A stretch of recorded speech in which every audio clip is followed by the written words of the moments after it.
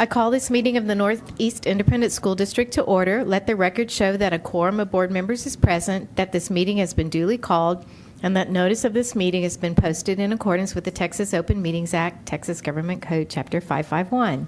The board will now adjourn into executive session pursuant to the following sections of the Texas Open Meetings Act, Texas Government Code, Section 551.071, private consultation with the board's attorney. 551.072, discussing purchase, exchange, lease, or value of real property. And 551.074, to discuss personnel or hear complaints against personnel. The time is now 5:31. Sorry, my mic off. Good evening. On behalf of the trustees, I welcome you to this evening's meeting of the Northeast Independent School Board. This is a business meeting of the board that's held in public. We appreciate your attendance and request your respectful attention. We welcome your comments during the Matters from the Floor section of the agenda. If you signed up to address a specific agenda item, you will be called at that time. Finally, I would like to remind you that it is the mission of the Northeast Independent School District to challenge and encourage each student to achieve and demonstrate academic excellence, technical skills, and responsible citizenship. The time is now 6:43. Next item. 5, Invocation and Pledge of Allegiance. A, Lopez Middle School, Dr. Barry Lanford.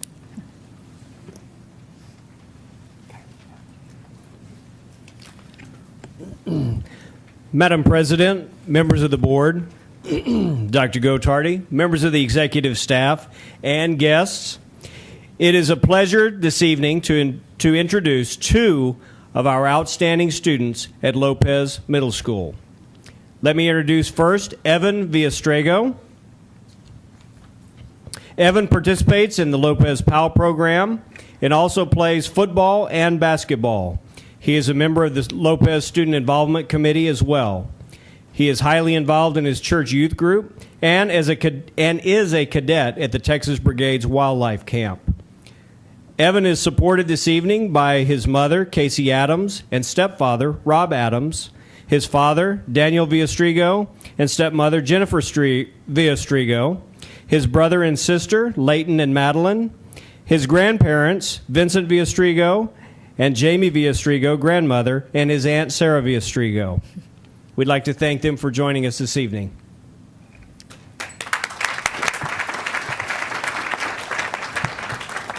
Our second student this evening is Kylie Politis. Kylie is a member of the Lopez PALS program and is also part of the National Junior Honor Society. During the week, aside from all of her studying and extracurricular activities, she spends many, many hours practicing for dance. Kylie is joined this evening by her mother, Cheryl Politis, and father, Jim Politis, her sister and brothers, Devin, Nick, and Jace.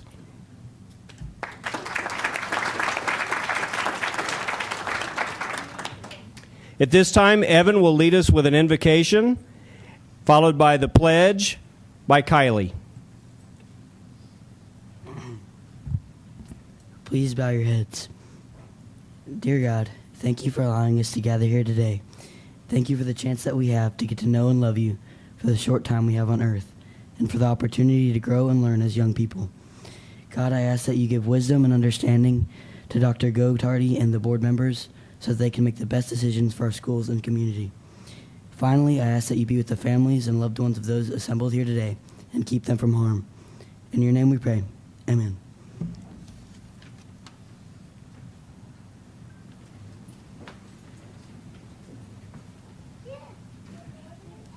I pledge allegiance to the flag of the United States of America and to the republic for which it stands, one nation, under God, indivisible, with liberty and justice for all.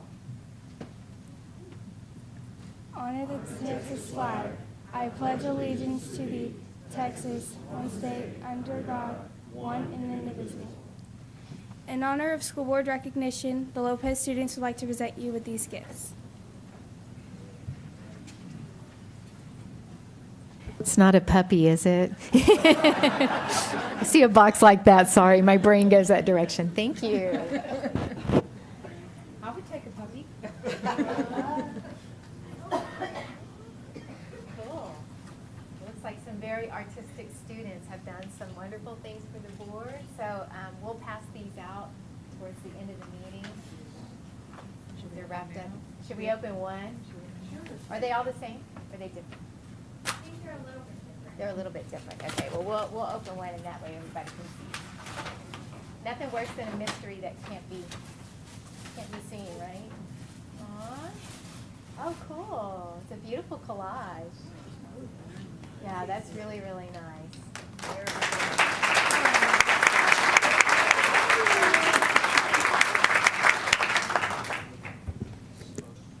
Miss Bresnahan has some certificates for you, and you're welcome to take pictures. Yeah. That's really cool. Thank you.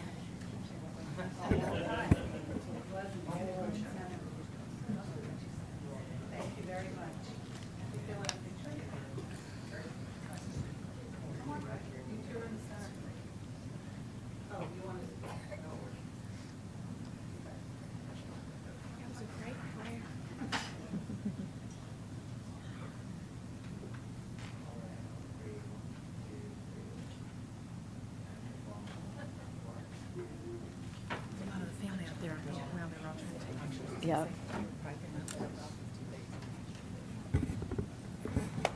Oops. Thank you so much. And you are more than welcome to stay for the meeting, but you might want to go home and do homework. I'll totally leave it up to you, but you won't hurt our feelings if you leave early. Thank you. Thank you again for coming. We enjoyed having you.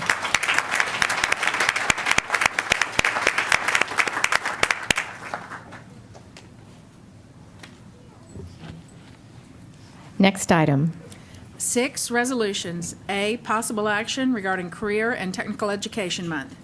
Ms. Hawkins. Thank you, President Galindo, board members, and Dr. Gottardy. I would like to invite Johnny Bahalik, our Director of Career and Technical Education, to the podium. Greetings. I have the great honor today to present a resolution declaring February as Career and Technology Education Month for your approval. Career and Technology Education serves over 11,000 students in our district, and we offer certifications, internships, and technical training. We provide career opportunities in many areas, including 15 career clusters and multiple programs of study. One program of study is our Automotive Technology Academy. The Automotive Technology Academy serves all our high schools. The students attend the academy 2 periods a day and return to their home campus to take the rest of the courses. I have invited David Bailey, the director of the academy, and his teacher, Mr. Martinez, who's one of our instructors, and some students from his program. I'd like to introduce those students now.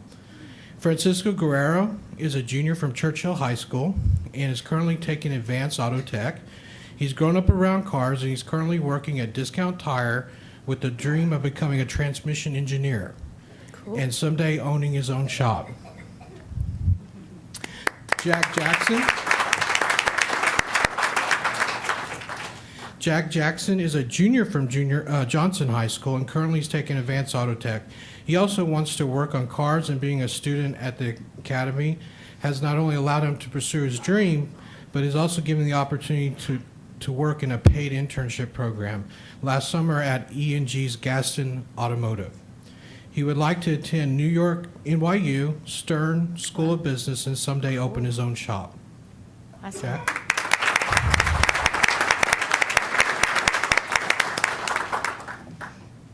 The next student, George Andreotti, is a junior at Churchill High School and currently taking advanced auto tech.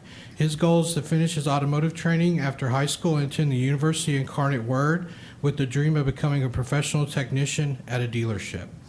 And I'm asking these young men to present the resolution to the board tonight.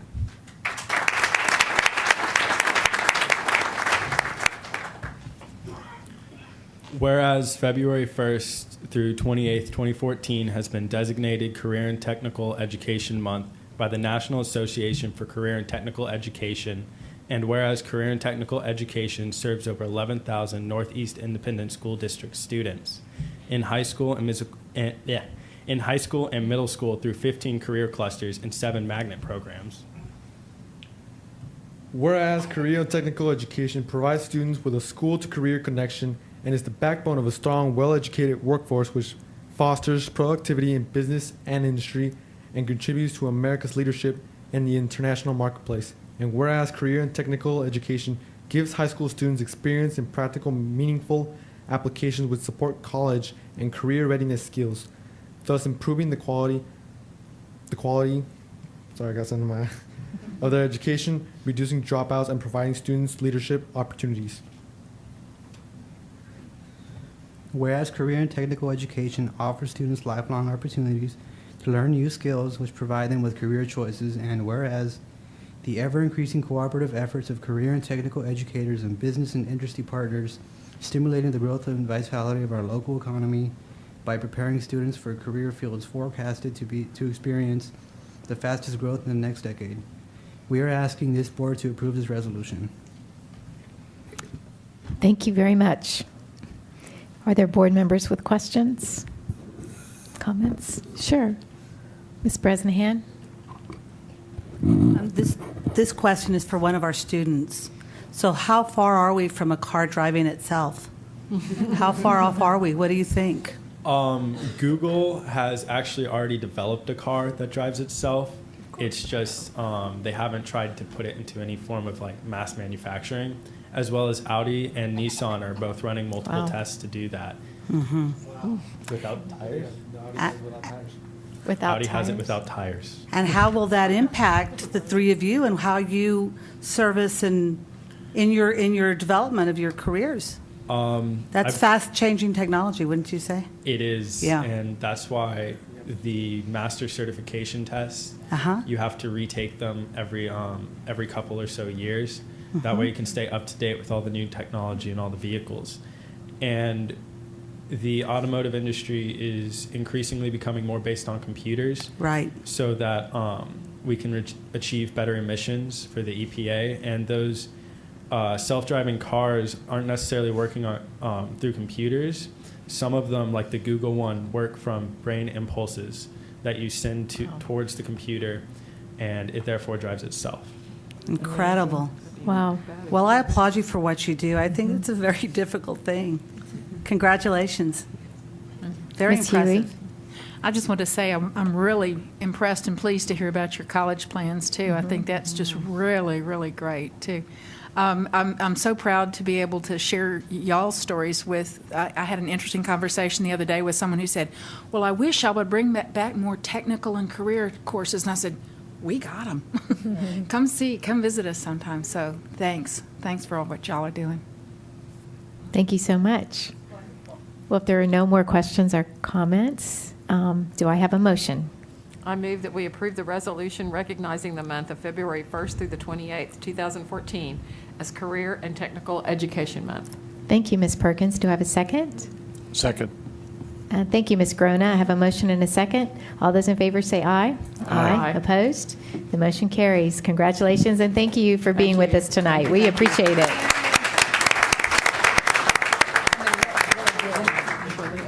Yeah, if y'all would like to take a picture, somebody want to take a picture, maybe from... Come up to the front. Come on up to the front. Y'all come back and visit us in 4 or 5 years. Let us know what you're doing.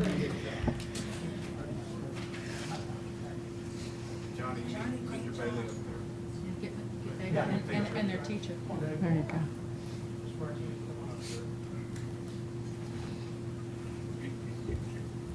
I like those jackets. And I'm going to go down. Very nice.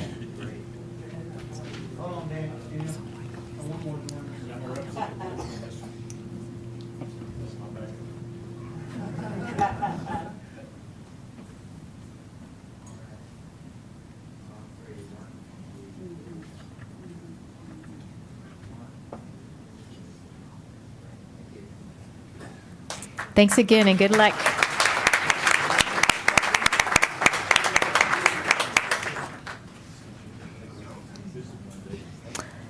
And again, you're welcome to stay with us, but you won't hurt our feelings if you don't. Next item.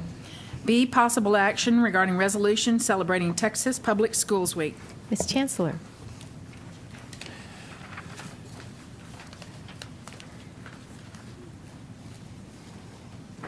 Good evening, Madam President, board members, Dr. Gottardy, executive staff, and guests.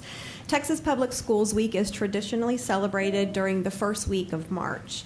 It's intended to encourage community involvement in schools and to also recognize the contributions and achievements of public education. So tonight, we are asking the board to approve the resolution proclaiming March 3rd through 7th, 2014 as Texas Public Schools Week, and also the entire month of March as Celebrate Texas Public Schools Month. And the resolution is as follows. Whereas the Northeast Independent School District encompasses the dedication to achievement exhibited by all employees in the Texas public school system. And whereas the Northeast Independent School District provides a solid foundation to ensure the future successes of children through quality education. And whereas through the dedicated and constructive efforts of parents, educators, and the community, all children will have the framework for excellence and the fundamentals to succeed. And whereas the teachers and administrators of the Northeast Independent School District are committed to ensuring that each student enrolled is provided the opportunity to excel. Thank you. Are there board members with questions? Seeing none, do I have a, did you have a question, Ms. Hughey? Can we have that on the front page of the newspaper, please? Maybe it'll be Go Public Week one time. Okay. If there's no questions, do I have a motion? I move we approve the resolution proclaiming March 3 through 7, 2014 as Texas Public Schools Week and the month of March as Celebrate Texas Public Schools Month. Thank you, Ms. Hughey. Do I have a second? Second. Thank you, Ms. Bresnahan. I have a motion and a second. All those in favor say aye. Aye. Opposed? The motion carries. Thank you, Ms. Chancellor. Next item. Yay. 7, matters from executive session. A, personnel including but not limited to administrative appointments pursuant to Government Code Section 551.074. 1, possible action regarding routine personnel including but not limited to administrative appointments. Thank you. Do I have a motion regarding personnel? I move we approve personnel as presented. Thank you, Ms. Grona. Do I have a second? Thank you, Ms. Perkins. I have a motion and a second. There can be no discussion. All those in favor say aye. Aye. Opposed? The motion carries. Next item. 2, introductions. Dr. Gottardy. Thank you, Madam President, board members, ladies and gentlemen. It's my honor this evening to introduce 3 new administrators to the Northeast Independent School District. First, we start with a new assistant principal at Regency Place and Cerna Elementary School, Mrs. Amy Reasons. Amy?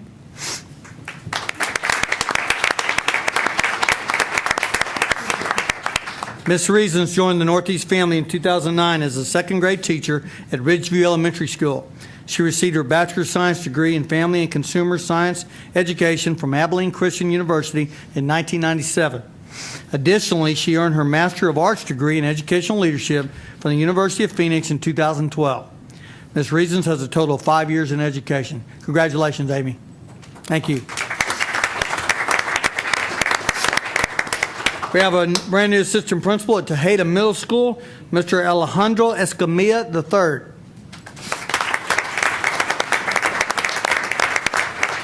Mr. Escamilla III joined the Northeast family in 2006 as a special education teacher and coach at Bradley Middle School.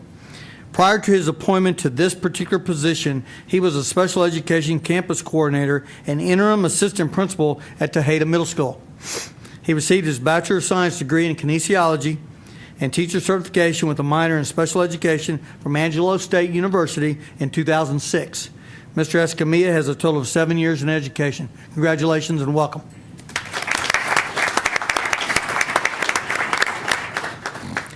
We have a new director in our special education department, Ms. Catherine Davis.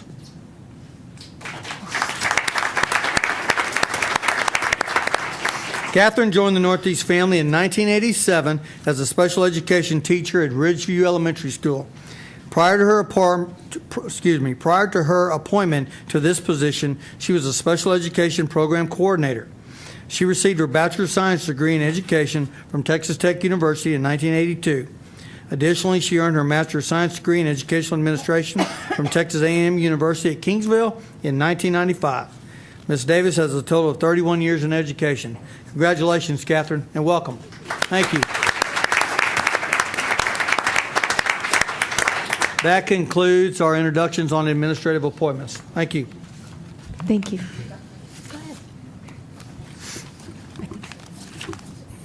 I'd just like to make one comment, Mrs. Galindo. Is that all right? Okay. This has to do with Mrs. Reasons, Amy. I just want to say that I was so pleased to see your name on the personnel list, and you have very big shoes to fill. Your father was my child's school principal for 5 years, first one and second, and I cannot tell you how much he was revered and loved at our school. And so I know you will do yourself proud and your family proud. We're glad you're with us. And I mean every word of that. Thank you. Thank you, Ms. Bresnahan. I also like to recognize Reese Brinkley. He is a Boy Scout visiting with us today. Hi, Reese. Reese is in the 10th grade at the Data, is that right? Data program. And he's working on his citizenship badge for the community. We're glad you're here with us tonight. Thank you. Next item. B, possible action on the purchase, exchange, lease, or value of real property pursuant to Government Code Section 551.072. And we have no action there. Next item. C, possible action regarding consultation with board's attorney pursuant to Government Code Section 551.071. No action there. Next item. 1, possible and pending litigation. No action there. Next item. 8, recognitions. A, James Streety, James Madison High School. Mr. Kamalander.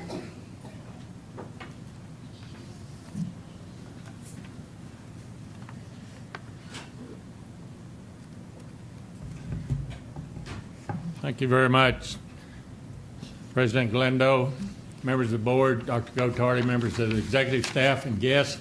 What a privilege it is for me to be here tonight. Sort of a bittersweet privilege, but recognizing an individual who has meant so much to so many, not just in Northeast School District, but in other places where he coached and taught as well, and throughout the state where he has influenced young coaches to be better at what they do, be more professional in their preparation. There's a saying that a moment well done always indicates a mountain of preparation. I think that statement really describes the teams that Coach Jim Streety has fielded at Madison High School. Anyone that played against him will always tell you their teams were well prepared.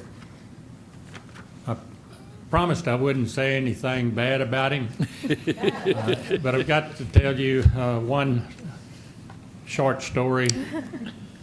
I was surprised when I found out that he grew up as a bantam. It just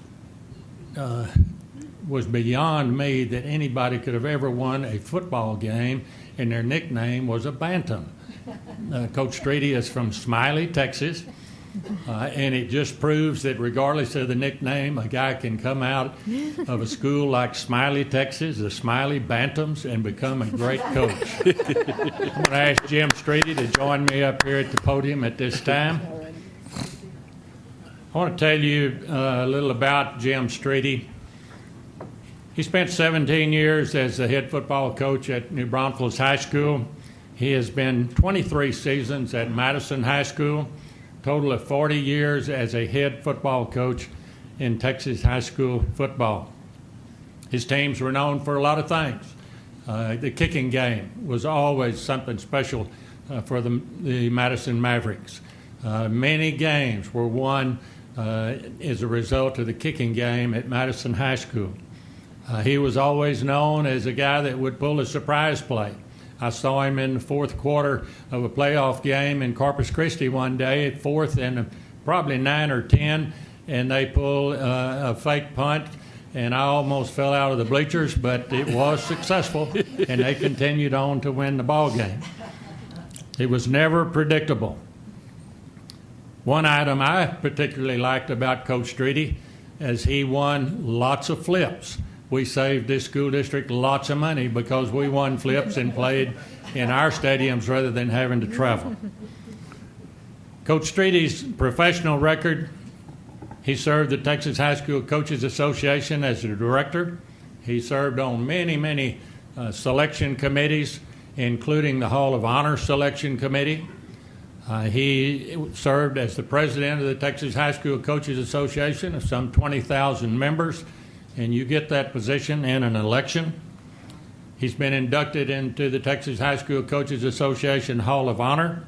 He continues to be a sought-after speaker at clinics and seminars across his state. And perhaps more importantly, he has nurtured hundreds of James Madison athletes with integrity and teamwork every time he had a group of kids under his tutelage. He's worked to help many of those athletes obtain athletic scholarships. And again, more importantly, I think the athletes at Madison High School would tell you he took care of them beyond just teaching them the game.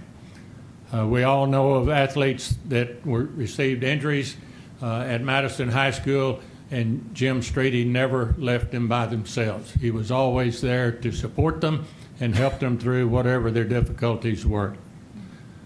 Coach Streety leaves Madison High School having coached the Mavericks to a record of 194 victories, 86 losses, and 2 ties. His 23 years, as far as I have researched, is the longest tenure of any head football coach in the history of Northeast School District. His overall head football coaching record is 343 victories, 131 losses, and 3 ties. That ranks number 4 in all-time Texas high school football coaching. Quite a record. Jim Streety's made his mark in the coaching profession. Tonight, we salute him for what he has done, for what he has accomplished. We wish him the best as he moves on to another assignment. We are certainly missing. I'm very proud to present to you a man who, in our slang words, got her done in the field of coaching, Coach Jim Streety.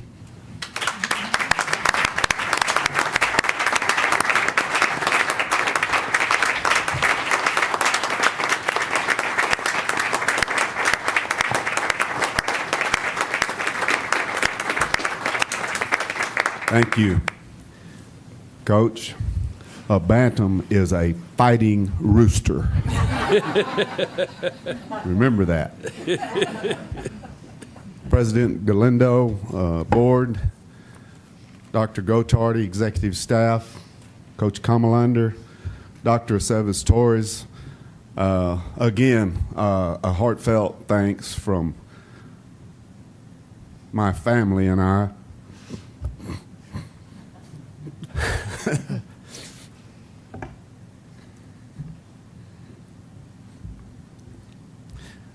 That was not intended, but I can tell you that when you spend a long time with great people, it's hard to say goodbye.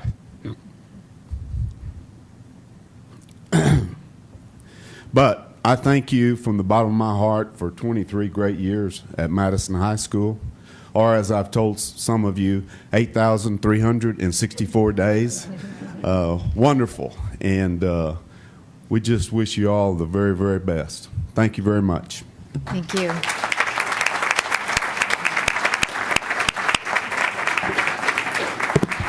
Coach Streety, on behalf of the executive staff, board of trustees, as well as many, many educators, parents, students that make up this fine school district, we want to tell you thank you so much for your 23 years of service to Northeast School District.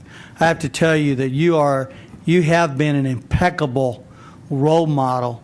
Not only are you a great football coach, and that's a great thing, but you are an extremely good, great role model for thousands of young students, men and women, that have been through this school district. And I have to tell you, it's very seldom that you work in this business 23 years.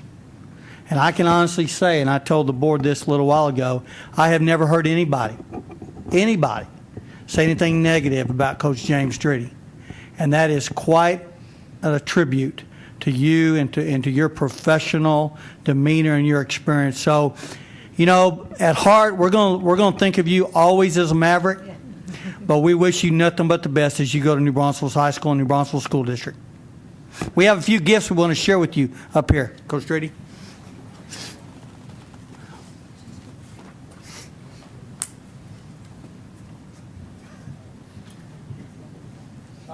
Set of scores, homeowner. Mrs. Street. That's fine. Yeah. We also have this on behalf of the board of trustees. Wow. Thank you so much.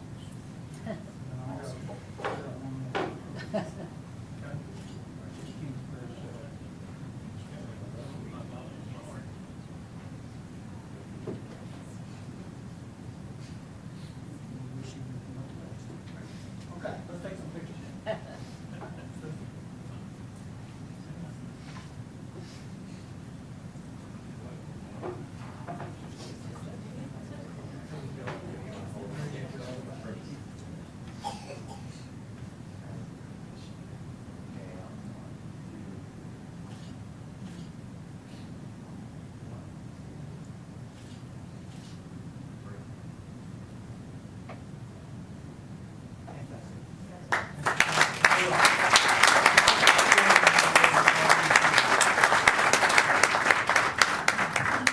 I've enjoyed so many of your games. It's been fun.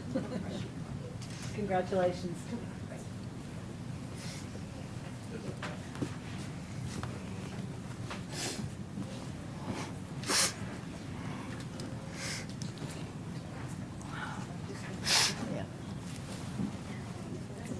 Oh, he is, yeah.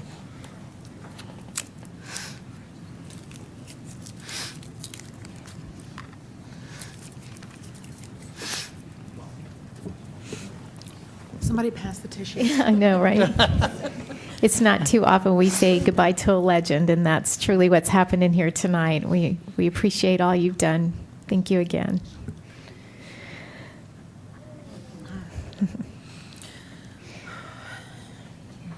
Next item. 9 presentations. A, Citizens Bond Advisory Committee Annual Report to the Board of Trustees. Mr. Clary.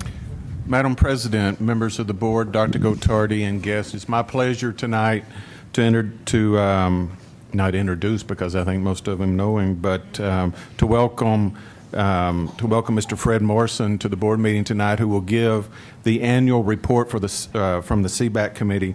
And just a quick note and of appreciation for Fred and for the C.P.A for the time that they put in and the counsel that they give us as we go through the bond projects, and they spend a lot of time, unpaid of course, and we appreciate all that they do. And I'm not sure if anyone else is here tonight from the C.P.A, but at this time I'll turn it over to Ms. Morrison. Thank you, Mr. Clary. It's a labor of love for all of us. Appreciate it. Good evening, President Galindo, board members, Dr. Gottardy, members of the executive staff, and members of the audience. I'm Fred Morrison, Chairman of the Citizen Bond Advisory Committee, and I'm here to present our 10th annual report to the board on the status of the district's bond programs. As you know, the C.P.A was first appointed in late 2003 to monitor the 2003 bond program. When Northeast residents passed the 2007 and the 2011 bond programs, the C.P.A.'s mission grew to include those bond projects. Our mission remains essentially the same since we first began, and that is to ensure the scope, cost, and timely delivery of each construction project in the bond program. The success of the C.P.A depends on its membership, and I'm sorry that none of the members were able to attend for various reasons this evening. During early 2013, we monitored final progress towards completion of the remaining 2 projects from the 2007 bond program, the Las Lomas and Vineyard Ranch Elementary Schools. Both schools opened for the start of spring semester on January 7th, 2013, as a result of superlative teamwork and outstanding efforts involving the entire community, school faculty and staff, central office departments, and the contractors. Both schools, as they opened for business, were fully functional and safe for our students. We continue to monitor the progress of the contractors as they work to complete the final project scope of work and punch list items. Both schools are approximately 99% complete.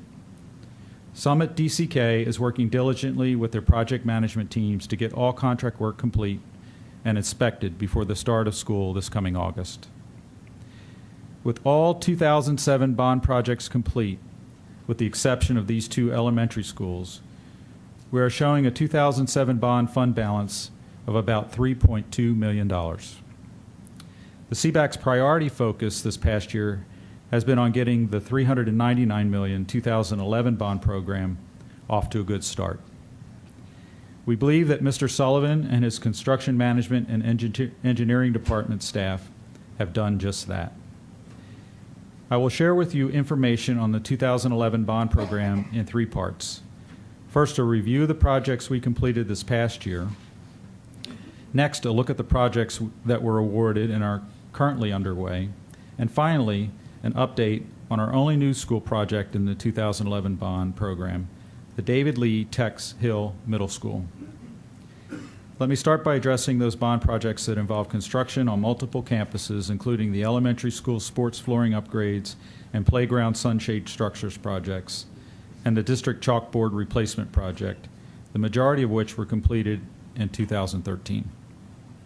Number one, as I reported to you last year, the district completed installation of gym flooring upgrades at 16 of 23 elementary schools in 2012. I'm happy to report that Vector Concepts completed installation of the sports floor at the remaining gymnasiums in 2013, which provides enhanced safety and fall protection for our students, improved acoustics, and vastly reduced flooring maintenance requirements. Number two, the district completed the installation of playground sunshades at all 38 elementary schools identified in the bond program this past summer. It's worth noting that the district originally planned for these improvements to be accomplished in two phases, the summers of 2013 and 14. However, the contractor, USA Sunshade, who was awarded the project, felt confident that both phases could be accomplished in a single summer, and he delivered. You may have noticed these colorful sunshades as you drive past our elementary schools. They're quite an enhancement to our students' outdoor exercise programs.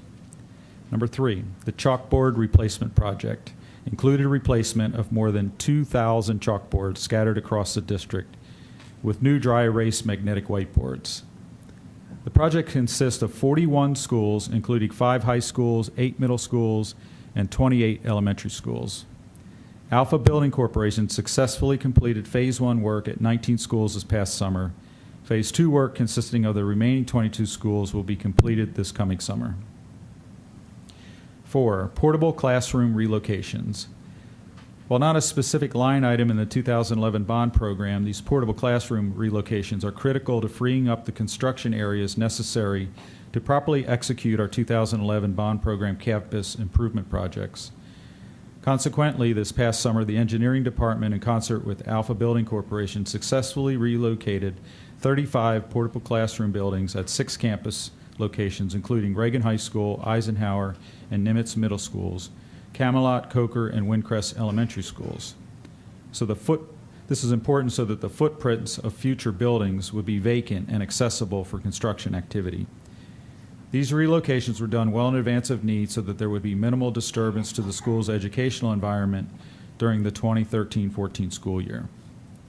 In addition to the successful completion of these bond projects, the district made good progress in a rollout of major 2011 bond program projects with the following notable contract awards this past year.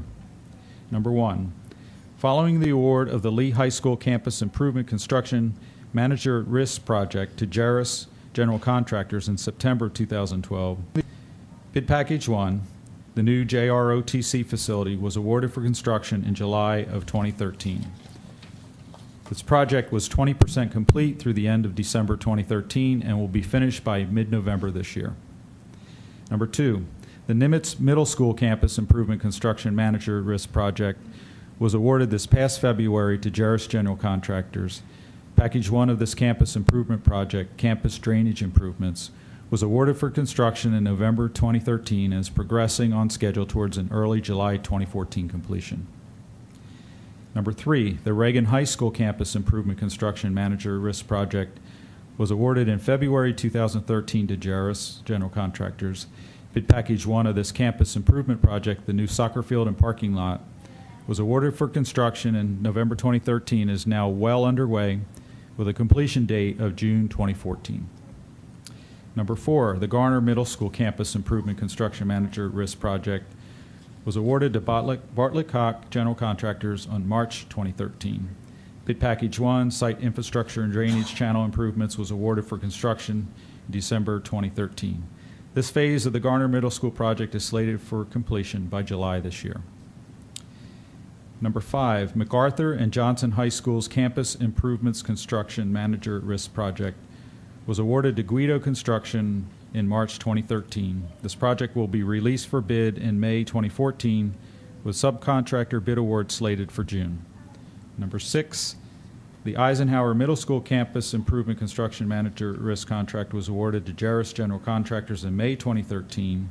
Bid package 1 of this project, site work and utilities, is in the bidding phase and planned for award in April 2014. Number 7, the Coker Elementary School Campus Improvement Construction Manager at Risk Project was awarded to Bartlett Cock General Contractors in June 2013. This project is scheduled for bid in early April this year, with subcontractor bid award planned for May 2014. Number 8, the Windcrest Elementary School Campus Improvement Construction Manager Risk Project was awarded to Jaso General Contractors in June 2013. Bid package 1, the new classroom and library addition, was awarded for construction in December 2013. This project will be completed by April 2015. Number 9, Churchill High School new JROTC facility and tennis courts project was awarded to Guido Construction in October. Using the request for competitive seal proposal bid delivery method, this project was 5% complete through the end of December 2013 and will be completed by May 2015. I would also like to take a moment to highlight the only new school included in the 2011 bond program, the David Lee Tex Hill Middle School. As you may recall, the initial authorization and design funds for this project were included in the 2007 bond program. So the district was able to move out quickly into construction following approval of the 2011 bond program. The district awarded this contract in May 2012 to Jaso General Contractors, and work began the following month. The project is on schedule to be complete by May 2014 as planned, with project construction wrapping up in the next 3 months.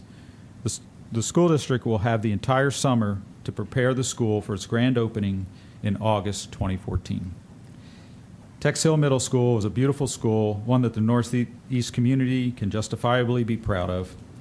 Jaso General Contractors is doing an outstanding job managing construction of the largest project included in our 2011 bond program at $55 million. To recap, the district completed 11 of 24 planned construction bids for the 2011 bond program during 2013.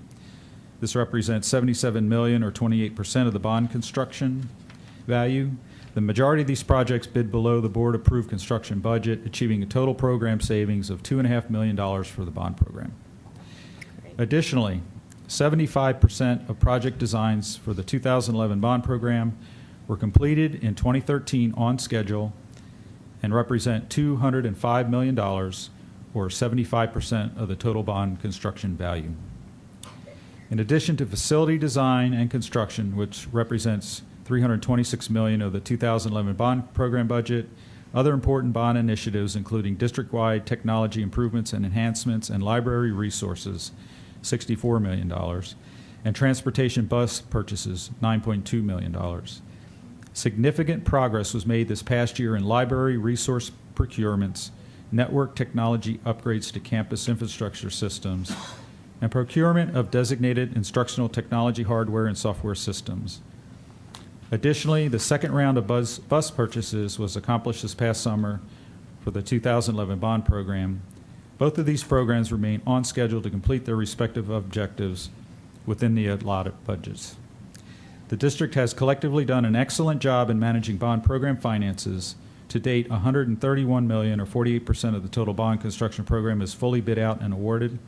This year, the remainder of the 2011 bond projects, representing $143 million, or 52% in construction value, will be bid out and awarded. 2011 bond program remains in excellent shape, projecting a current contingency fund balance of $3.75 million. The CBAC will continue to aggressively exercise its oversight role to ensure caution when deciding to recommend expanding the scope or upgrading any remaining 2011 bond projects until all projects are successfully bid out and awarded. On behalf of the entire committee, I wish to thank Garrett Sullivan, the entire construction management and engineering department, and the community relations staff for all the extra effort they provide to support our monthly meetings. Thank you for your time this evening. This concludes the annual CBAC report for the calendar year 2013. Thank you so much, Mr. Morrison. I don't know if there are board members that have questions. Anybody want to ask questions? Just a comment, I'm just so grateful for CBAC.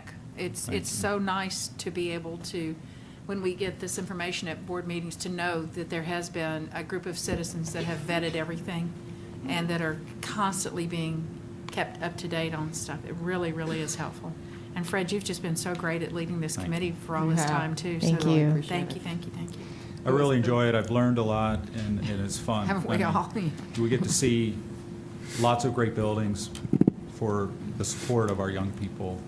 And there's a lot of great members on the team, a lot of knowledge there, and it's just been a really fun 10 years. So thank you. So cool. That was surprising, too, that it's been 10 years. I know, it seems like we it were went like, like oh that. my gosh, Yeah. 10 years. And as you can see, there's not a lot of dull moments. There's a lot of activity, right? Y'all have just been I tremendous. believe Dr. Gottardy has something he'd like to say as well. Yeah, I just want to add to what was already said. We want to thank Fred publicly. What he does for not only CBAC, but what he does for the district, the board of trustees, the executive staff. We really appreciate the way he runs the meeting, the way he is very professional in his comments, and just the overall running of the Citizens Bond Advisory Committee. We want to thank you, Mr. Morrison, very much for what you do for us. Thank you. Thank you. Thank you. Dr. Susan. Thank you so much.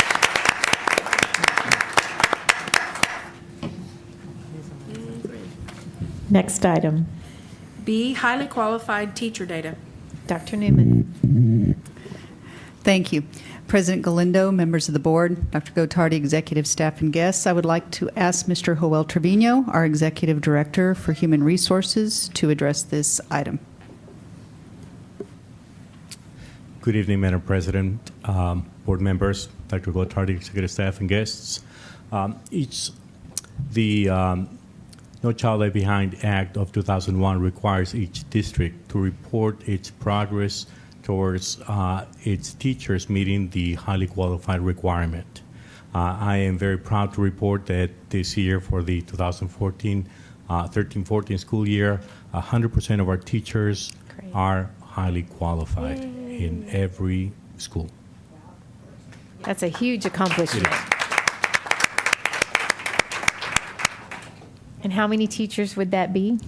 About? Goodness. That's in every core area, including music, and then every classroom teacher at the elementary level. So we're talking about a good 3,500, 4,000 teachers. That's amazing. Yes. Yeah. Yes. What a wonderful feat and a great thing to have bragging rights about. Yes. So, Yes. Congratulations to you and your Thank you. department, all the work you do. Thank you very much. Okay, and I don't think that requires a vote. Is that correct? Okay. All right. Next item. C, 2014-2016 Educator Excellence Innovation Program Grant. Ms. Hawkins. Thank you, President Galindo, board members, and Dr. Gottardy. I invite Terry Chidgey, our Executive Director of School Improvement, and Deb Caldwell, our Institutional Development Officer, to make this presentation. Madam President, members of the board, Dr. Gottardy, and guests, the purpose of tonight's presentation is to inform you about a grant application the district recently submitted to TEA. The grant is called the Educator Excellence Innovation Program Grant, also referred to as EEIP.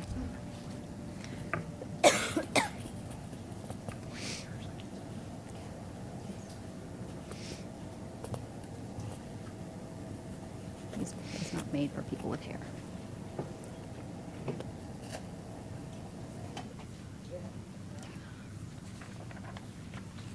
Thank you. The EIP grant is a competitive grant opportunity that's being offered by TEA for the first time. Grants will range from $50,000 to $1 million, and TEA expects to award about 30 grants.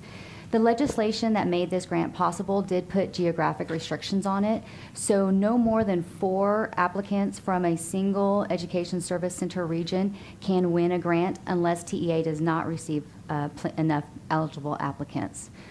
The project duration is April 1st, 2014 to June 30th, 2016. So that would cover the 14-15 school year and the 15-16 school years.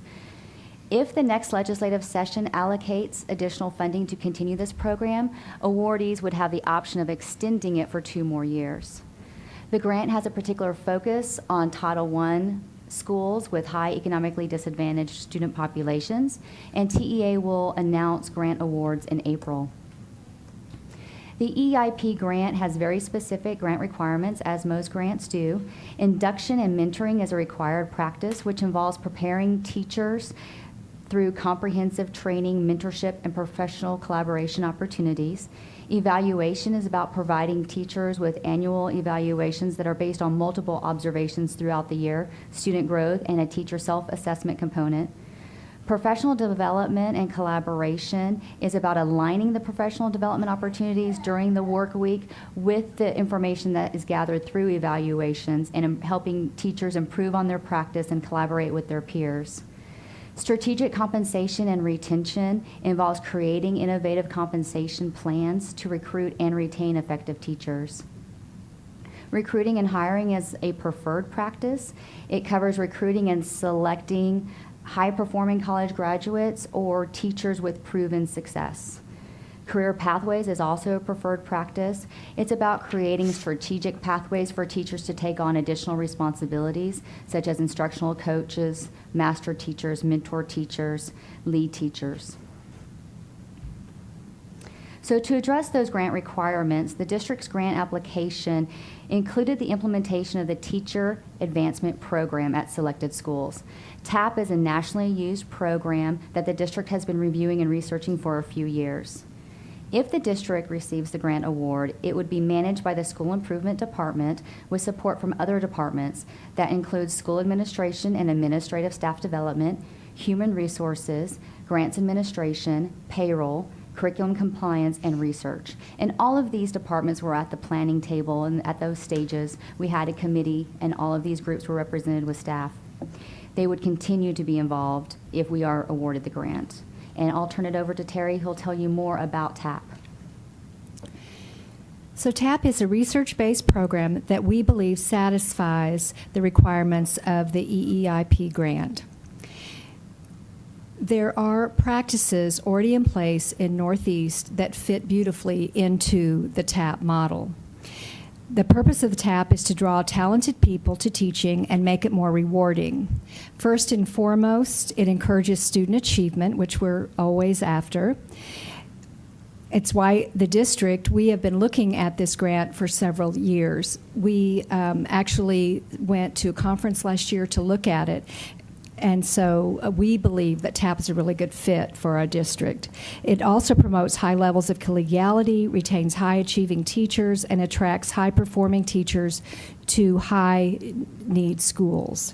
TAP has been implemented nationally and in more than 40 districts across the state of Texas. In a national survey, 90% of our Texas teachers reported that TAP increases collegiality. And schools in Texas who implemented TAP experienced 1 or more years growth among their students for the 2011-2012 school year. TAP centers around 4 elements of success. I will cover each of these elements in more detail in the following slides. They are multiple career paths, ongoing applied professional growth, instructionally focused accountability, and performance-based compensation. The information I cover are recommendations from TAP, and the district will tailor this system based on our specific needs. Element 1, multiple career paths. expands leadership opportunities for our teachers. We know that many great teachers want to stay in the classroom, and TAP provides avenues for them to do so. TAP groups teachers in 3 ways. Career teachers, the first group, are typical classroom teachers. Mentor teachers who have little more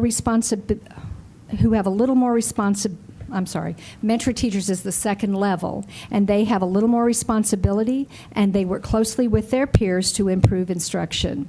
And so each time you move to a higher level, so career teacher, then mentor teacher, both the responsibility and the financial reward increases. So the final level of teacher is the master teacher, who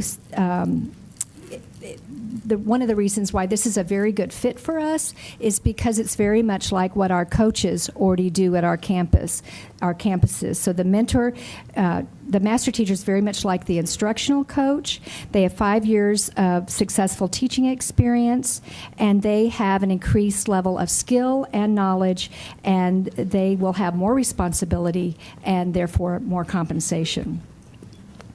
Mentor and master teachers become part of the TAP leadership team along with the principal and assistant principals.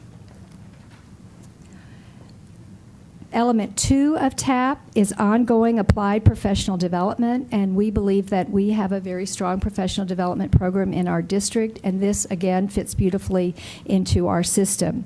It does enhance it, and it does go one step further. This PD is driven and based on analysis of student work.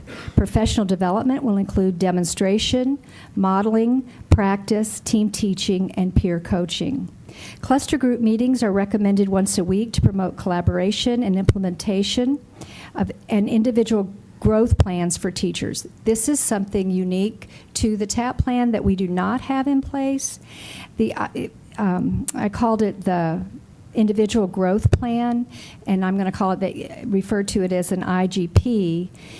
Often, a growth plan is looked at in a negative connotation, but in this it's very positive, and it's very appropriate in that every teacher would have an individual growth plan. Every teacher is striving to improve their skills. They're at very different levels, so they work together with their master teachers to determine what areas they specifically feel that they need to grow in, and they develop an IGP. Master, mentor, and career teachers who are assigned to the same cluster group will have release time together, and cluster groups will be based on grade level. So that release time is professional development time throughout each week.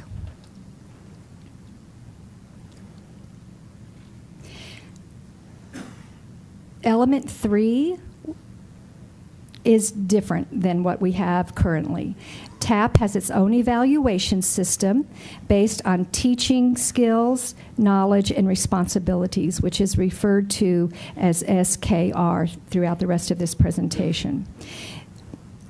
Teachers are provided with support and coaching to improve their SKR elements, and good evaluations are rewarded financially, and this is clearly different than what we now have in place. TAP evaluations ensure that all teachers have the opportunity to grow and become better instructors so that they can contribute to the academic growth of our students. If awarded the grant, teachers at TAP schools, and this again is different, will have 4 evaluations. 3 evaluations will use the TAP rubric, and the 4th evaluation will be what we have in place now, the PDAS evaluation. PDAS will remain the official evaluation that is used for employment decisions. The TAP evaluations are used to drive professional development, so depending on how you performed on your evaluations, we would tailor our staff development around the needs of the teachers. And also performance-based pay would be devised based on their SKR. Principals, assistant principals, and master teachers will be trained on the TAP rubric, and each of them will complete one of the 3 TAP evaluations. Teachers will also complete a self-evaluation for each TAP observation. Element 4 of TAP is performance-based compensation. The TAP system rewards teachers and other personnel who demonstrate effectiveness on multiple measures, including classroom observations and student growth. If awarded the grant, teachers and eligible staff will earn performance-based compensation based on one of three criteria: skills, knowledge, and responsibilities, SKR, which Terry mentioned was tied to the evaluations, grade level STAR performance standards, and school-wide STAR performance standards. Each of these criteria will be weighted differently depending on the role of the eligible staff. So for the purpose of the grant application, the district identified 3 tiers of employees based on their direct instructional impact on students' performance on STAR. Tier 1 is teachers in grades 3 through 5, which are the STAR-tested grade levels. Tier 2 will include pre-kindergarten through 2nd grade teachers, master teachers, bilingual specialists, and IITs. Tier 3 will include non-core professionals and instructional assistants, which would include GT, music, and PE teachers, librarians, counselors, and family specialists, speech pathologists, licensed specialists in school psychology, LSSPs, pre-kindergarten assistants, Ready, Set, Go assistants, instructional assistants, and special education assistants. Special education teachers will be grouped based on their grade level assignments. So if they are supporting grades 3 through 5, they would fall under Tier 1 for that portion of time that they use to support those grade levels. Each group would be eligible for performance-based pay using 1, 2, or 3 criteria previously mentioned. For example, teachers in grades 3 through 5 will earn performance pay if they meet performance requirements for the SKR score, grade level STAR performance, and school-wide STAR performance. And these 3 groups represent approximately 260 staff members at the campuses that were selected. So let's review an example of how this works. Let's look at grades 3 through 5 teachers. In the grant budget, we established an award pool of $2,500 for this Tier 1 group. This $2,500 does not represent a minimum, does not represent a maximum. It was simply used to help us calculate the budget. Grades 3 through 5 teachers will earn performance pay depending on 3 components that are weighted differently. The SKR score is weighted at 50%, the grade level STAR achievement is weighted at 30%, and the school-wide STAR achievement is weighted at 20%. So let's examine what a payout might look like for just the SKR portion. If a school has 3 teachers in grade 3, the budget amount for the SKR payout is $3,750, or $1,250 times 3. That amount will be divided among the 3 teachers depending on their SKR performance. All of that award pool is dispersed to the qualifying teachers. In this example, all 3 teachers meet the minimum SKR score of 2.5, so they receive some performance-based compensation. If a teacher earns a score higher than 2.5, their pay ratio increases correspondingly. The TAP system actually provides that pay ratio for SKR scores to us in their compensation manual, so that's already calculated. As you can see, teacher number 3, which earns the highest SKR score of 5, earns the most performance-based compensation. So let's take it a step further by pulling in the grade level and the school-wide achievement components. These 2 components will depend on student grade growth at grade level teams and the school level. The assessments we'll use will be STAR 3rd, 4th grade math and reading assessments. Significant growth or gains will be determined by comparing grade level and school-wide growth with the average growth of all Title I campuses in NEISD. Any grade level teams and schools that perform at or above that average growth of all Title I schools in the district will earn incentive amounts. However, we will have a minimum target that must be met first before you can achieve growth. So as a reminder, teachers in grades 3 through 5 are the only ones that will have grade level achievement components because of STAR. Let's say a school has 9 teachers in grades 3 through 5, 3 in each grade level. The budget amount for that grade level payout is $6,750, or $750 times 9. Let's say only grades 3 and 5 make the grade level component. So that budget is divided among 6 teachers in those 2 grade levels. So that performance award would be $1,125 per qualifying teacher. So looking back at our grade 3 teachers earlier, you see their SKR awards we already reviewed. Now we have the grade level award. Let's say the school also gets their school-wide award. Everybody on the campus would receive that. So our 3 teachers would earn performance-based compensation ranging from $2,125 to $3,375. Deb, Yes. quick question. When Yes. you said everyone receives, everyone on the campus? If the Right. school receives Everyone, like, those 3 tiers of employees, not everyone out of the grant budget. okay. So the grant covered 3 tiers of employees, and those were selected based on their direct instructional impact on STAR.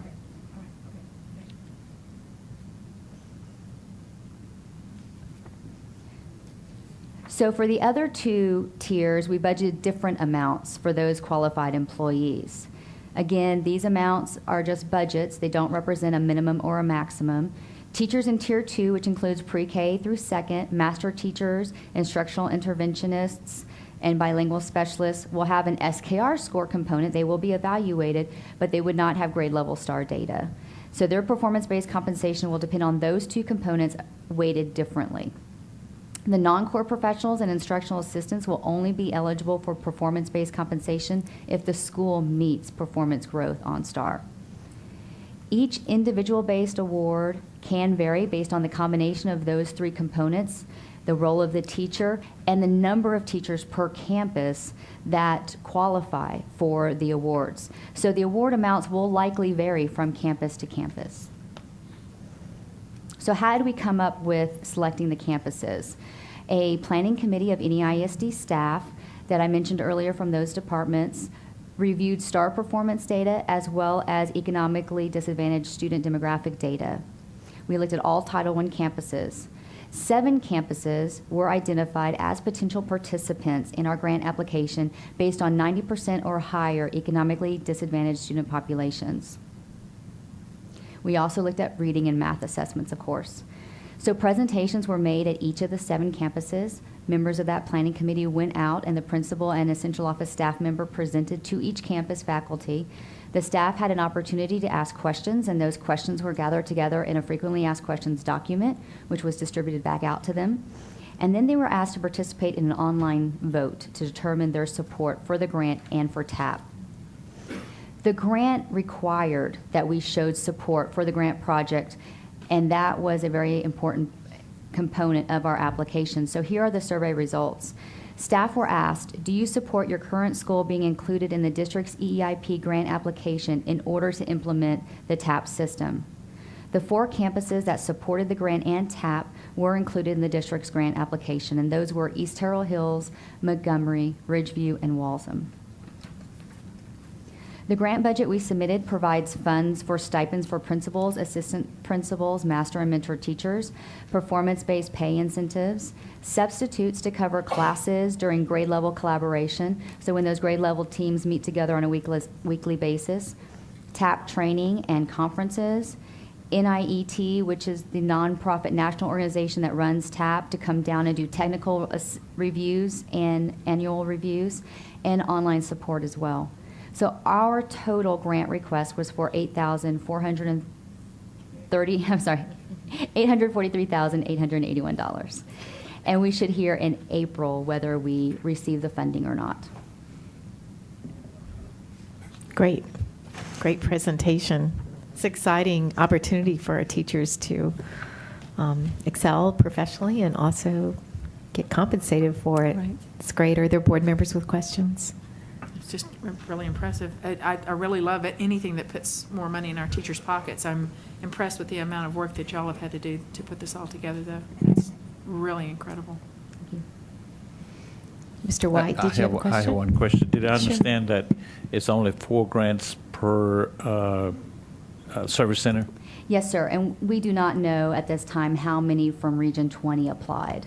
So we're not Okay. sure what our competition is, but Okay. that is a geographic limitation unless TEA just doesn't get enough representation from across the state. Okay, thank you. Just out of curiosity, the schools that voted to not participate, what would be some of the things that would make them not want to participate? I mean, there must be something where the schools say, we have enough on our plate right now, or we're just curious. The survey did not ask for a reason, but some of the feedback we received in our presentations, some did not like the tiers. They did not like that some groups of teachers received more money than others. Yeah, that makes sense. Terry, did you have anything else that you wanted to add? I can tell you that at several of the locations, the principals really thought their teachers were going to vote for it, but because we did not have specific input as to why they did or did not, we are surprised by a couple of the campuses that seemed when we presented, they seemed very interested in it. Interesting. Ms. Grona, did you have a question or no? That was it. Okay. All right. Any other questions? What was your survey? What kind of response did you get? So you surveyed all those campuses. What was your percentage response? It definitely varied from campus to campus. So give me an idea. The lowest was around 56%, I believe, participation, up higher than that. So that's a pretty good response rate. Yes. Yeah, 56%. And I guess you couldn't ask for the million by adding another campus? Right. The million is a cap. Right. The million was a cap. We could not expend more than that. And the budget is a direct reflection of how many people you are paying out. So you look at the faculty at each campus. So had we a few smaller campuses in there, like, for example, West Avenue is one of the 7, if they would have voted for it, they have a smaller faculty count. We might have been able to squeeze another one in. But based off of the faculties of the 4, we weren't able to extend it.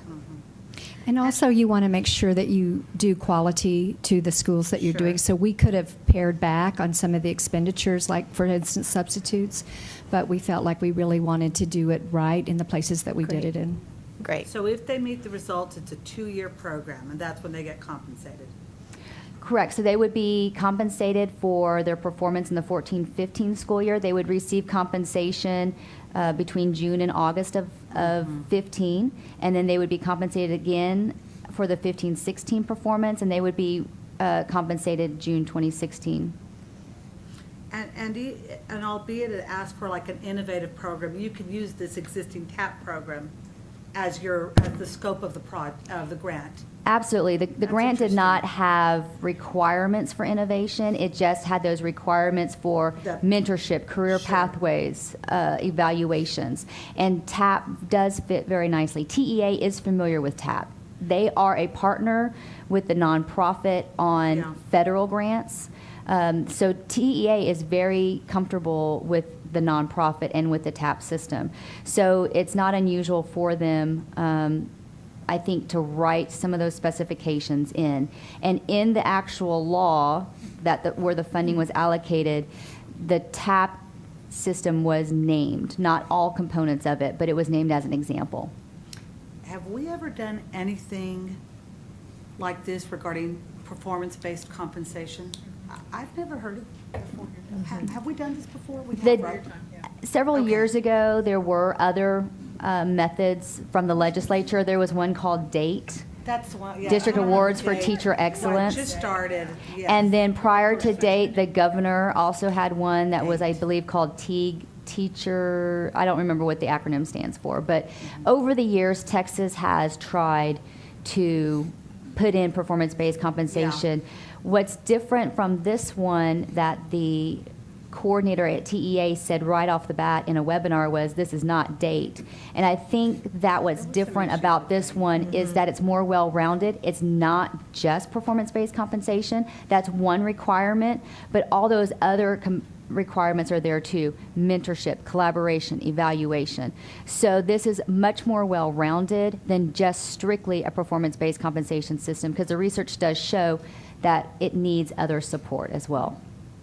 Okay, I have one last question. Sure. I've always wondered this. Master teacher.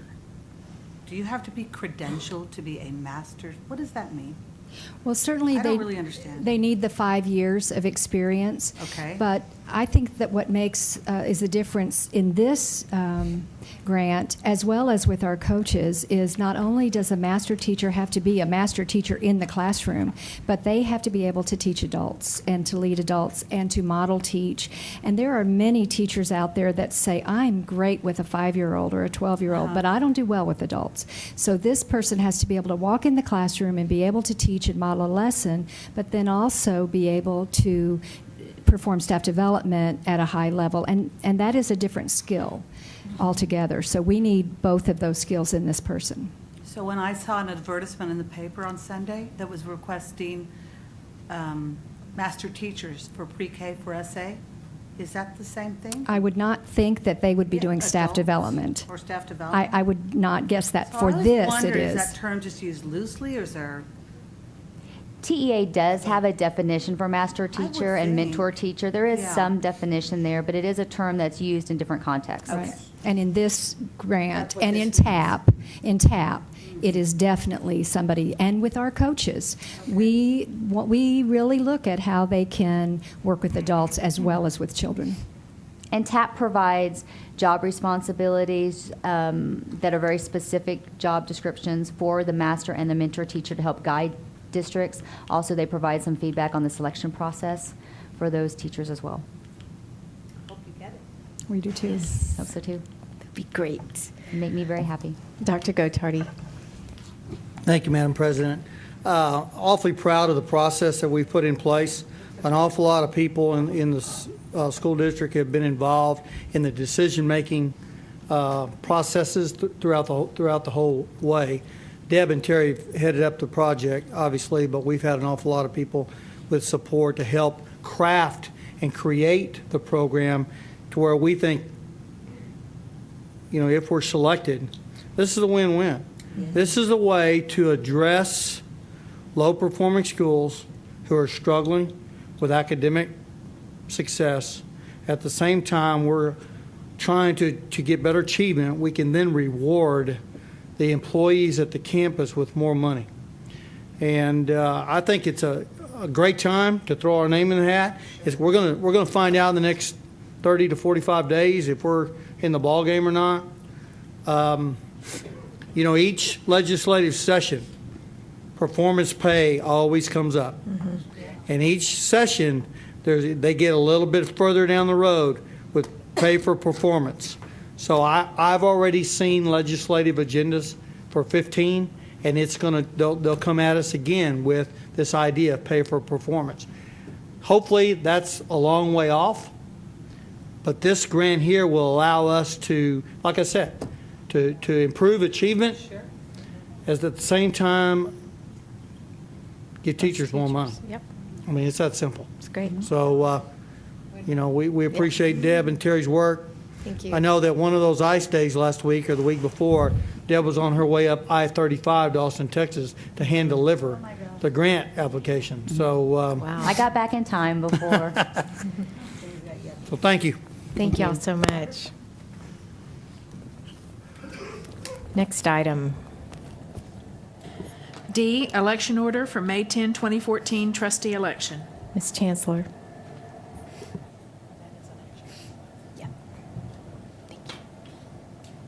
Good evening once again. Members of the board, as you all know, the district has 3 trustee positions up for election on Saturday, May 10th, 2014. Elections will take place in single-member districts 2, 3, as well as 7. This election will be held jointly with Bexar County, the City of San Antonio, some other school districts, as well as other governmental entities. Holding a joint election does provide several benefits because election costs are actually split among all the entities. Polling sites are shared for voter convenience. And then also the Bexar County Elections Department submits a Department of Justice submission on behalf of all of the participants. Excuse me. An order of election to hold a Board of Trustees general election must be approved and then posted to legally conduct an election. So tonight we are asking that the board approve the election order as is. Thank you. Are there board members with questions? Seeing none, do I have a motion? I move to approve the order of election for the 2014 trustee elections. Thank you, Ms. Hughey. Do I have a second? Second. Thank you, Ms. Grona. I have a motion and a second. All those in favor, say aye. Aye. Opposed? Motion carries. Next item. 10, board business. A, possible action regarding changing March and June 2014 board meeting dates due to conflicts. Dr. Gottardy. The two dates that we bring to your attention, obviously, I think the one in June is because it's due to graduation. Is that right, Marie? And then the regular board meeting that we have currently scheduled for March is the day after spring break. And we would just ask that if you're okay with it, we'd like to move that date to the following Monday night for the regular board meeting. To be out of pocket for 8, 9, 10 days before a regular board meeting, I can tell you that a lot of work goes into a regular board meeting. So if you don't have any objection, we would ask that we change those two regular board meeting dates. Thank you very much. Thank you. Are there any board members with questions, comments? Seeing none, do I have a motion? I'm sorry, I move that we approve March 24th and June 16th as the dates for the regular board meetings in March and June. Thank you, Ms. Perkins. Do I have a second? Second. Thank you, Mr. White. I have a motion and a second. All those in favor say aye. Aye. Aye. Opposed? Motion carries. Next item. 11, new business for possible board action. A, board policies. 1, possible action regarding board policy update 98, first reading, with the exception of board policy DNA local. Dr. Gottardy. Thank you, Madam President. We bring to you tonight Update 98, which is first reading, with the exception of DNA local. That's a policy that Dr. Newman and Joel Trevino are currently looking at, so we don't want to approve that first reading of DNA. But we are asking for your approval to approve Update 98 first reading. We'll bring back to you the second reading. If there are no questions, we'll bring it back at the March board meeting. God, that's a big update. Are there board members with questions? All right, seeing none, do I have a motion? I move we approve first reading of update 98 with the exception of DNA local as submitted. Thank you, Ms. Hughey. Do I have a second? Second. Thank you, Ms. Perkins. I have a motion and a second. All those in favor say aye. Aye. Aye. Opposed? Motion carries. Next item. B, consent. 1, instruction. A, 2014-2015 proposed Castle Hills and Academy of Creative Education calendars. 2, campus administration. A, innovative course application approval. 3, business services. A, budget amendment 3. B, bid items. 4, construction. A, 2014 annual construction prevailing wage rates approval for Northeast ISD construction programs. B, 2011 bond Lee High School construction manager at risk campus improvement project bid package 3, facility additions and renovations construction document approval. C, 2011 bond Coker Elementary School construction manager at risk campus improvement project construction document approval. D, 2011 bond Camelot Elementary School campus improvement project bid award approval. E, M&O program Delview Elementary School drainage improvement project consultant appointment and construction document approval. F, M&O program Las Lomas and Vineyard Ranch Elementary School central energy plant chemical water treatment contracted services bid award approval. G, 2011 bond program White Middle School campus improvement project construction manager at risk bid award approval.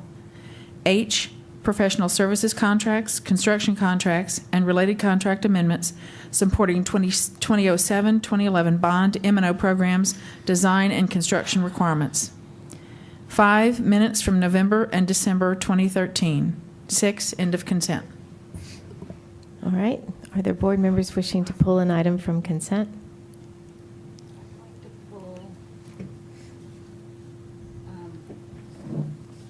Let's see, 11, 4G. 11, 4G. 11, 4G, I think is the right. 4G. Yes, White Middle School. And I would like to hear more about 2A.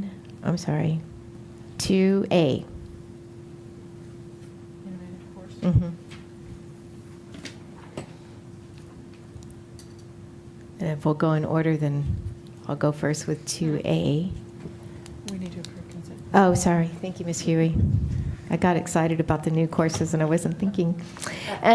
Do I have a motion to approve consent without 2A and 4G? So moved. Thank you, Ms. Perkins. Do I have a second? Second. Thank you. Thank you, Ms. Bresnahan. I have a motion and a second. There could be no discussion. All those in favor say aye. Aye. Opposed? Motion carries. Okay, 2A, Ms. Naylor, if you could give us some information on these innovative courses.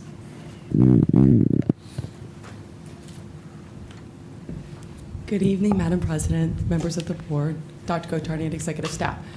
In an effort to try to address some of the endorsement areas and looking at the different options for career pathways for students, we are constantly hearing from our students that there really isn't a pathway for anyone interested in fitness courses. If they're interested in going personal fitness, if they're interested in group training, which is a very popular career field now, there really isn't a route for them to go. So the two courses that we have submitted to TEA and are asking for your approval are for addressing those. One is advanced aerobic fitness, and the other is strength and conditioning. That's cool. That's wonderful. Thank you. Are there any questions? Would these start if they were approved? They were not on the choice slips, Okay. so the students did not. What we will try to do, possibly if we can, is maybe get a course where we can get just a group of students at one of the high schools or a couple, just so we pilot it, try the curriculum out, see if we work out the kinks, and then be ready to go for the following school year. Makes sense. All right, thank you. I recommend that we consent to the request for the strength and conditioning and advanced aerobic activities innovative courses to be taught if approved by the TEA. So I'm making the motion. Second. Thank you, Mr. White. I have a motion and a second. I made it. Okay. All those in favor say aye. Aye. Opposed? Motion carries. Ms. Bresnahan.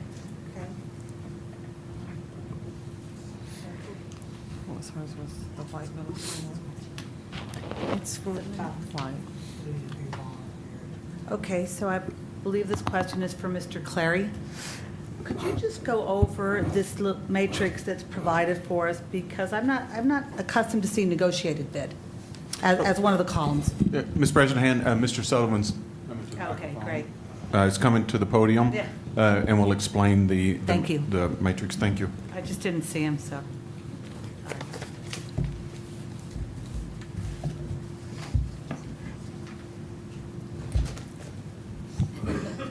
Good evening, Madam President, members of the board, Dr. Gottardy, executive staff, and guests. Yes, you're correct. We don't usually have the negotiated bid column. But in this case, since Bartlett Cock was being recommended for award of the contract, after we ranked them number one, I took the liberty to call the president of the company and say, is there a way that we can be more cost effective in this project administration, because they already have two other bond projects awarded to them.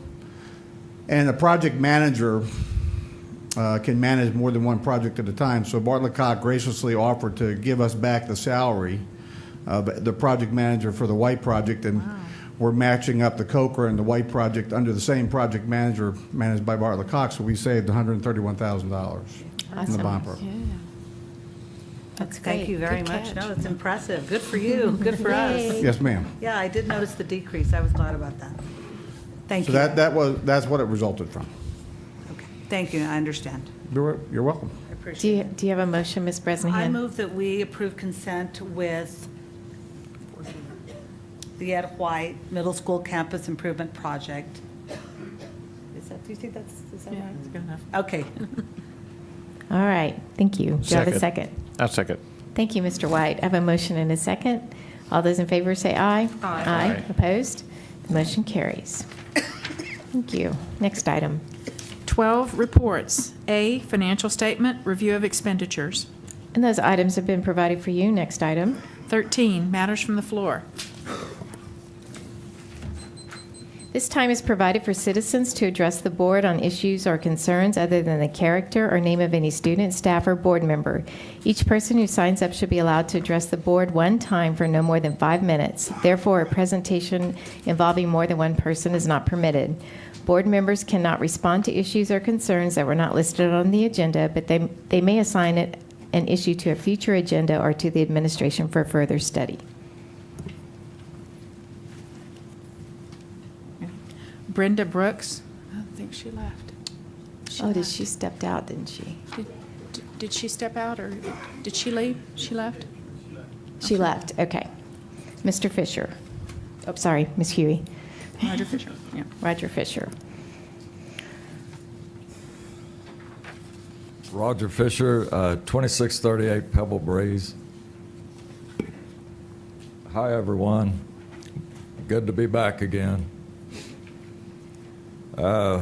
Got a call from one of my high school buddies, and he said, "Hey, I hear you're our district watchdog now."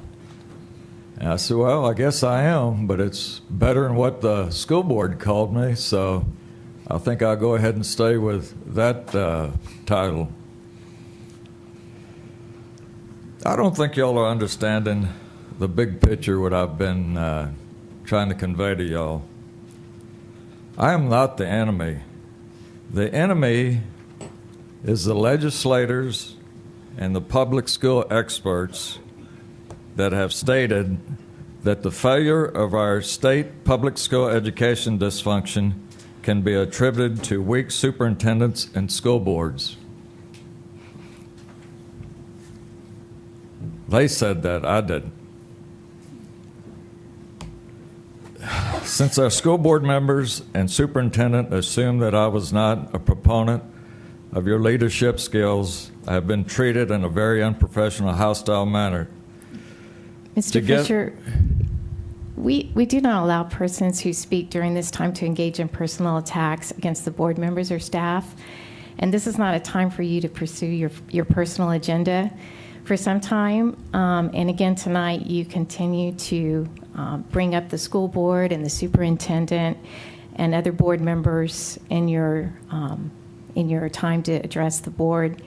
So we ask that you refrain from making any further attacks or mentioning any particular individuals. Okay. If you do not stop, we may limit your ability to address the board at future meetings. Does that go for the school board addressing me? Like I said at the last meeting. You may please continue with what you were doing. The school board secretary Mr. Fisher, attacked me. Mr. Now, are we Fisher. playing by the same rules? I'm asking you to please participate by our rules and be respectful when you address the board. There's sometimes students in this room, I'll respect and that back. we need a good role model. So please continue. Okay. I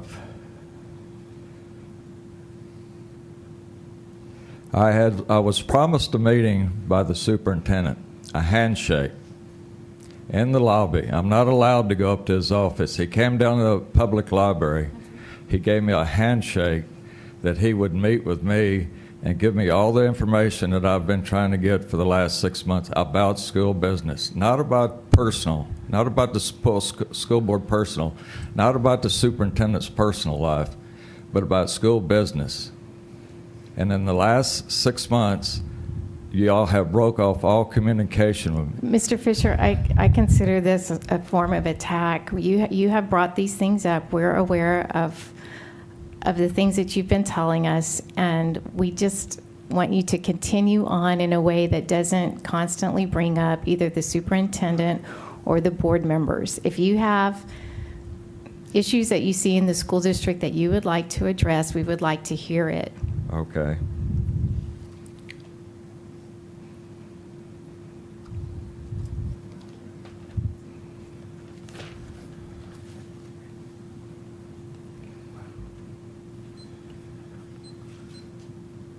Okay, one of the things that I was disappointed was that our scores for our elementary schools, we got 2 schools right now that the parents are given the opportunity to send their kids to another school. In other words, those 2 schools aren't fit. And I'd like to know why is our superintendent not doing better leadership skills? In Northeast Independent... Mr. Fisher, again, you keep addressing or attacking the school board or the superintendent and their character and their ability to do their job, and that's not what this forum is about. Okay, I'm unhappy. That should be unacceptable for Northeast. We should be performing at the highest state level, like I've said before, and we're not. We are not performing at the level we should be. We've got elementary schools that are not the safest elementary schools at all. We don't have armed district police at those elementary schools on a full-time basis. The technology program is lacking behind. We're way behind on our technology problem. Let's see, what else? You know, your reactions to me has really, I would just like to meet. You know, I think I have rights. I have rights that I have a right to meet with the superintendent. I have a right to meet with the school board members. I have a right to call the school board members. By state law, I have a right to talk to school board members. Mr. Fisher, your time is up. Okay. Tom Cummins.